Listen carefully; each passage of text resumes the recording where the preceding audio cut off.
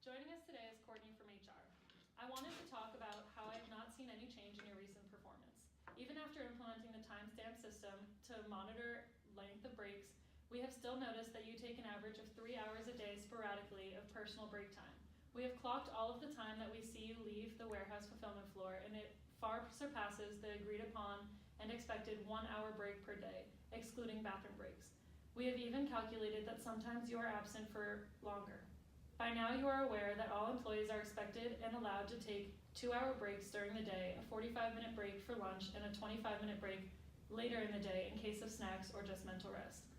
Although the busyness through our day changes, you are required to always stay within the warehouse except for bathroom breaks or designated break times, in case an order needs to be processed. Every time that you leave the fulfillment floor, it puts more work on the other 6 employees. We have had complaints both from coworkers and customers that packages are delayed or misplaced through the system. Customer service is incredibly important for our company, and we need to ensure that our fulfillment center is processing at its max ability all the time. Since your change in performance began, I have given you a performance review, 3 written warnings, and I have placed you on a corrective action plan in hopes of fixing your performance.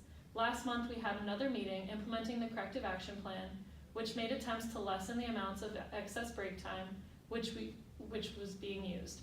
The IT department installed the timestamp system, which you had promised to use, and you had still signed a paper, and you signed a paper agreeing on all of the ways you would need to improve.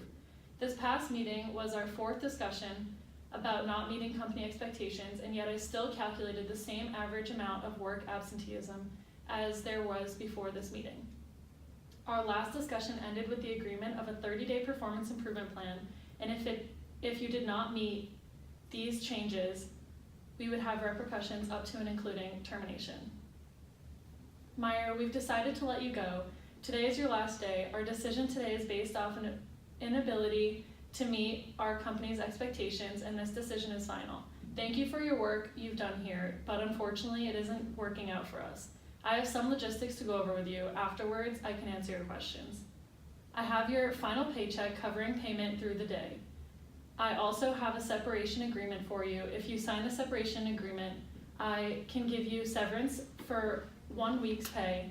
I'd understand if you want to review the agreement, and the separation agreement expires in 5 days. Do you have any questions? Well, how long do I have my insurance for? Good question. Our health insurance covers until the end of your severance period, so you'll have it for another week. If you'd like to take your belongings home right now, that's fine. Otherwise, you can come back tomorrow morning at 9 a.m. and I'll help you carry your things down. Although you are already paid until the end of the day, your day is finished as soon as this meeting is over. Please turn your key card in and handheld barcode scanner. Thank you for working with us, and good luck.